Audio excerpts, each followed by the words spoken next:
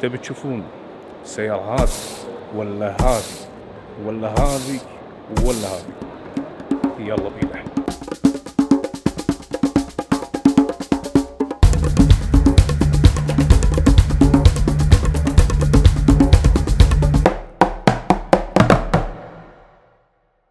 حياكم الله في فيديو جديد بيوم جديد مع عبد الله الجزار. الحين رايحين معرض اوتو ووركس كويت، معرض متخصص بالسيارات وبتعديل السيارات بصفة أكثر.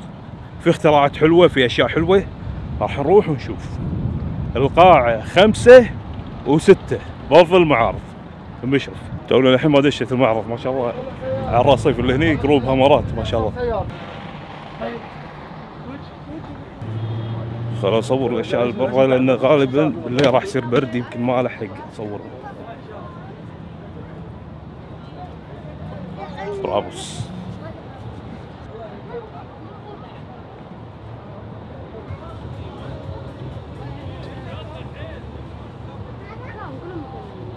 طبعا برا في سياكل، جروب سياكل ما شاء الله كله هني كويت رايدر، وفي كافيهات يعني خفايف. هني مطعم كنا مو كافيه، بس الكافيه اللي وراي حلو قعدته فوق. طبعا خذيت تذكره من هناك والحين داش المعرض، بس في شيء وقفني قبل كل هذا يا حبيبي. تونا مبلشين للحين ما دخلنا المعرض. فورد موستنج ماك 1 يا حبيبي، يقول لكم هذه فورد. شوفوا هناك، هذه فورد 1953 اف 100، ما كان في ظهر 150. ما شاء الله تبارك الرحمن كأنها جديدة.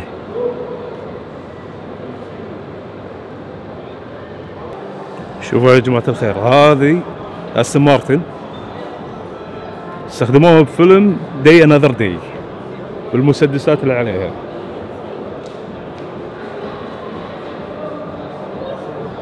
هذه الدمار الشامل من اندر السيارات.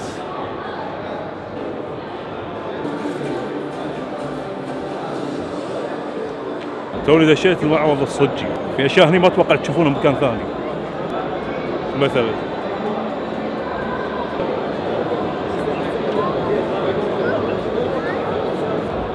يا حبيبي الروزات نزلت، سحبوا عيني صراحة، هذا الإعلان ولا بلاش.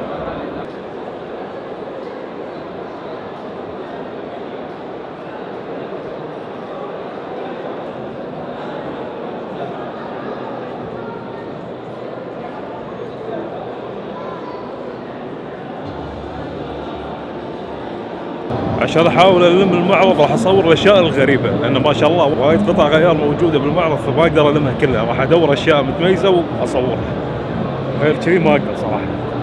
وايد اشياء، معرض ما شاء الله وايد حماسي، وايد في منتجات حلوه وفي اكشنات حلوه ما شاء الله. كل انواع السيارات تقريبا مغطينها هني، من ال 4x4، في عندكم الصالون سبورت، سياكل، كل شيء تقريبا، كل شيء.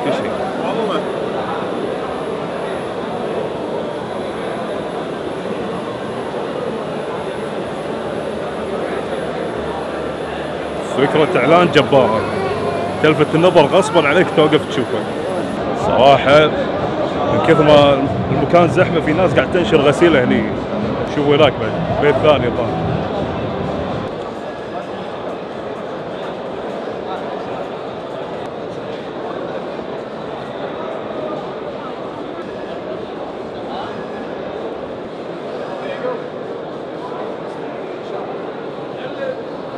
أكثر تصميم يفوز بدون منازع، باتمان.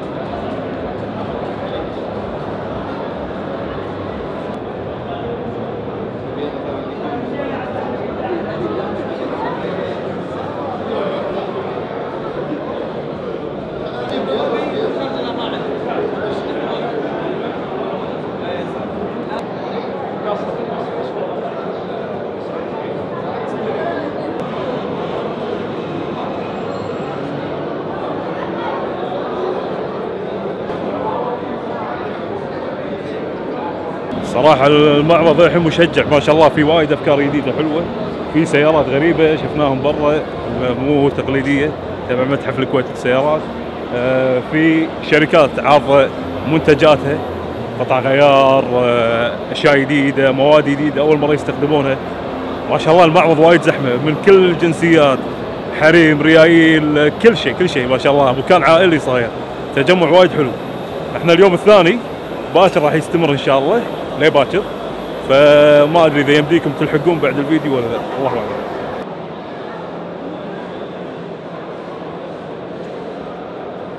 قواك الله ابوي. الله يقويك. فاست فيكس. نعم. قواكم الله.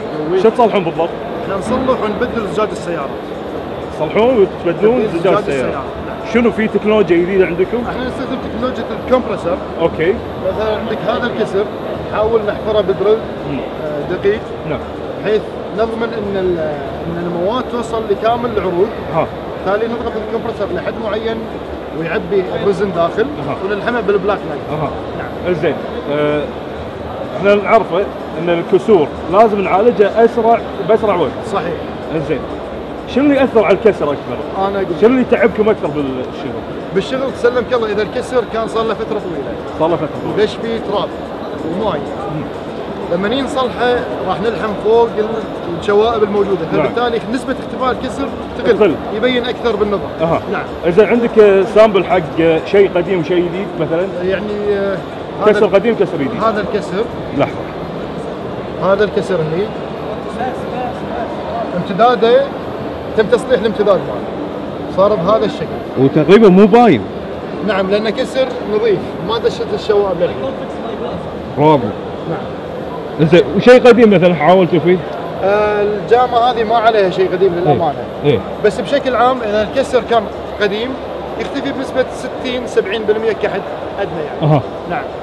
انا قاعد اشوف في اجهزه غريبه هني، اول مره اشوفها تبديل هذه طال عمرك اجهزه نستخدمها في تبديل زجاج السيارات. نعم. هذه الاجهزه اللي تستخدم دائما في الوكالات. دول اوروبا، الدول خلينا نقول الغربيه دائما تستخدم الاجهزه المختصه في تبديل زجاج السيارات. حلو. بحيث تضمن انه ما يصير في كسور بالطبلون بالديكورات، ما يصير في ضعج بالفريم الحامل للزجاج. حلو. فنفك الزجاج بهذه الاجهزه، بالتالي نحط المواد الاساسيه اللي نبني عليها الزجاج الجديد. الزجاج الجديد. وكواليتي الزجاج عندكم شنو؟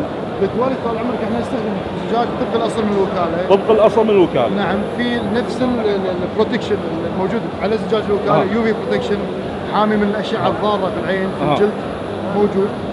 نستخدم مواد نضمن من خلالها عدم حدوث لا تسريب ماي او هواء او عدم حدوث الصدى للسياره. حلو. نعم.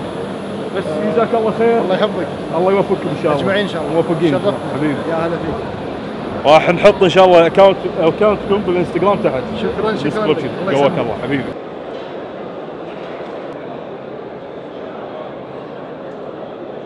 شيء حلو ثاني في سباق حق سيارات الريموت كنترول هذي كلاسيكية، شكل المكان بروفيشنال والله.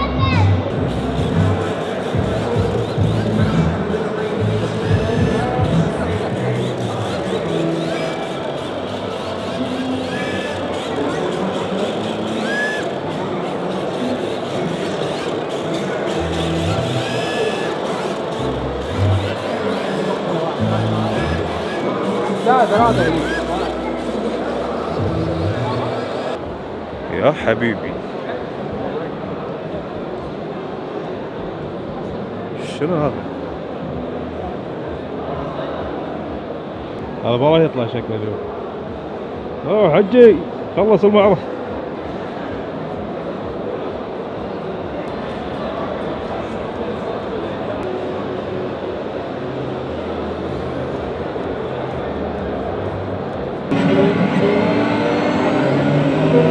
مهتمين بكل تفصيله بالمعرض يا جماعه، كل شيء فيه.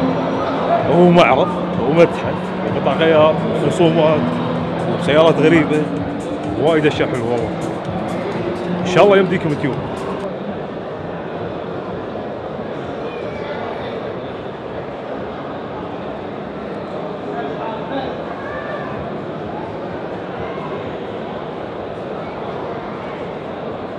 تذكرون هذه صورتها بالمانيا متحف مرسيدس، وهذه بعد وهذه بعد. شيء جبار ان نشوفهم بالكويت. في شيء هم مميز بالمعرض، في ناس تاخذ قطع غيار القديمه وتسوي منها ارت تحف. من تفضلوا. مساكم الله بالخير، الله يعطيكم العافيه. طبعا هني مثل ما انتم شايفين احنا ريسايكل ارت صرنا اوتو اكس. طريقه شغلنا مثل ما انتم شايفين نعدلهم ونسوي لهم كوفي تيبلز، نقدر في شغلات نسويهم حسب اللي انتم تطلبونه حسب الاوردر. في مثل هذه في سفار، هذه V8 لاند روفر انجن اكسبلودد. هذا كلتش فراري مسوي له 3D. هذا بنش صغير حلو.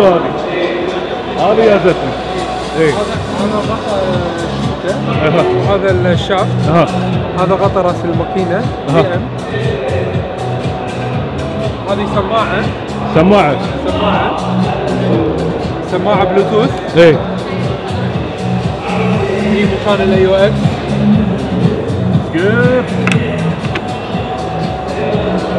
هذا تاير هارلي ديفيدسون صار طاوله. فكره حلوه وايد، وان شاء الله اكونتكم بالانستغرام راح تكون تحت موجود بالفيديو. يعطيك العافيه.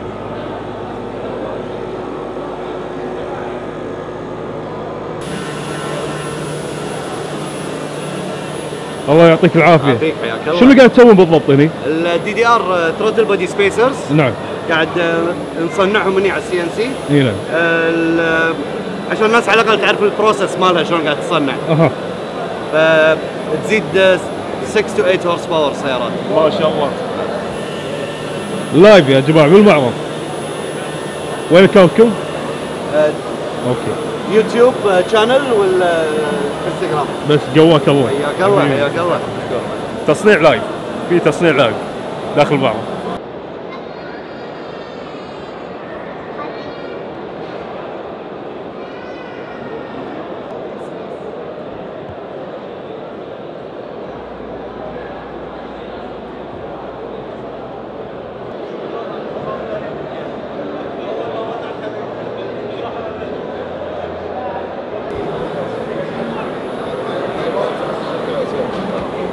شفتوا السيارة اللي توي؟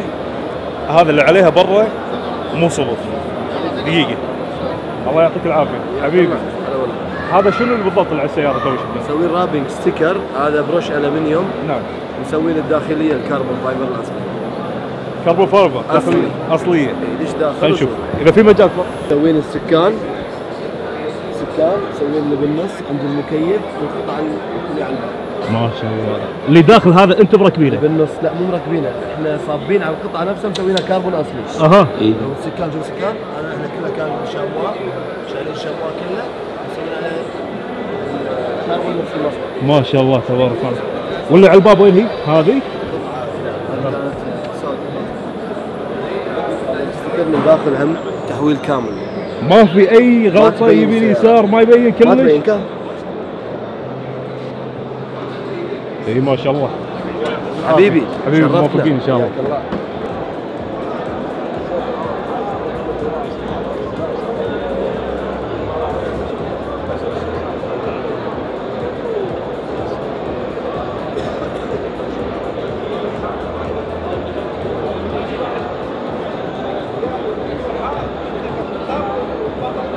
في شيء صراحه شد بهالمعرض، emergency order. يعطيك العافيه. الله يعافيك. emergency order. شو تسوون بالضبط؟ شنو احنا خدماتكم؟ ايمرجنسي اوردر خدماتنا راح تكون بر بحر، كل شيء نجهز لك كهرباء الطراد، كهرباء السياره. نعم. كل اكسسوارز اللي عندنا امريكي، كيبلات نعطيك على شغل ايدنا كفاله. نعم. وكل اغراضنا هاي كواليتي وكلهم امريكيه يعني. وشنو مثلا عطنا مثال؟ يعني عندنا فلاشارات الولن، عندنا الكود 3، عندنا الفندكس، عندنا السبيد تاتش. حلو. فعندنا قسم خاص للكستمايزنج لايت. يعني اذا انت جاي ككستمر جاي تتمزج على لون او تكون سبيشل، فعندنا نقدر نخليك كستمايزنج لايت يجي لك خاص حقك انت. او اي شيء تبي راح يكون المعرض موجود يوصل لك لاي مكانك. وورشه كامله توصل لاي مكان. هذا حاليا معرض متنقل. معرض متنقل الصور حلو، ومن ورا عندنا ورشه كامله. طبعا ما راح تخلي طبعا الورشه من ورا كامله عدتها وجمعتها فما راح تخلي اي شيء ان ناخذ من الكاستمر. وازيدك بعد مستر بيت السياره عليها 4 كاميرا لايف تراكنج، يعني حتى وانت قاعد بالبيت يشتغلون سيارتك برا ما داعي تبقى على راسك، دش اونلاين وتشوف السياره كلها. شيء صراحه يعني الاسم حلو، شدني على طول من الاسم. الخدمات شيء بروفيشنال اكثر. الله يعطيكم العافيه. ما ادري اذا في احد ثاني يسوي هالخدمه ولا. والله احنا اول ناس نعطيك كفاله على الشغل. شلون؟ اول ناس نعطيك كفاله على الشغل وعلى المنتج من سنه ل 10 سنين. قواكم الله صراحه شيء بروفيشنال. يعطيك العافيه حبيبي موفق. في مكان ما ادري ليش معزول عن المعرض صراحه، ما ادري شنو فيه. ندش ونشوف شنو السيايير اللي خاشينه داخل. ظلمه شوي.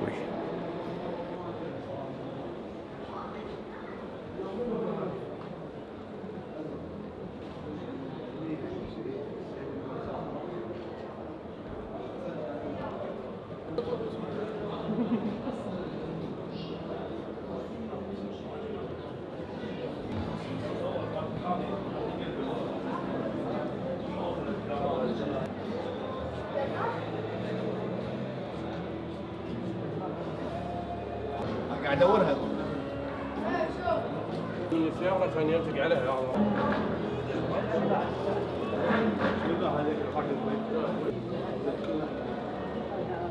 معرض لوحات داخل معرض السيارات. لامين الدنيا كلها باختصار. طيبين، كيف حالك؟ كله مضبوطين. الله يحييك الله يحييك. اي والله الله يحييك.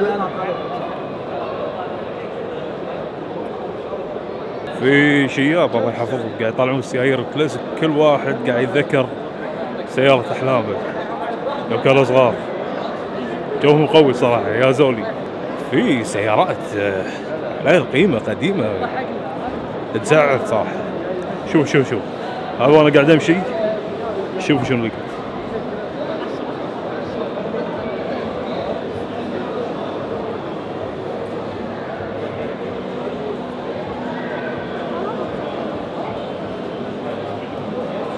شيء متعوب عليه صراحة، جبار.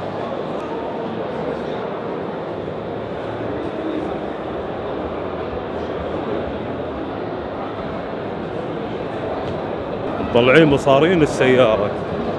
شفت ال 12 مال السيارة والله.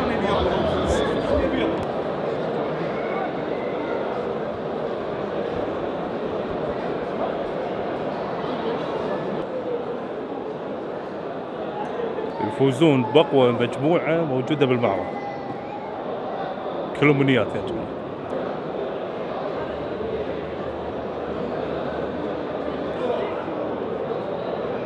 الحلو بهالمعرض كثر ما تقول والله حالات حاطين كذي تلقاهم حاطين شيء، كل ما تفكر بشيء راح تلقاه باختصار. قواهم والله صراحة خوش معرض. تقريبا وصلت نهاية المعرض اللي كل واحد يتوقع عارض سيارته هذي. ما ادري صراحة من الهيئات اللي قاعد تدعم الناس هذول، بس شيء بروفيشنال، شيء متعوب عليه المكان. صراحة نفتخر ان ككويتيين عندنا شيء مثل هذا المعرض. نهاية الفيديو لا تنسون لايك وشير وسبسكرايب. حياكم الله. كان معكم عبد الله الجزاف. السلام عليكم.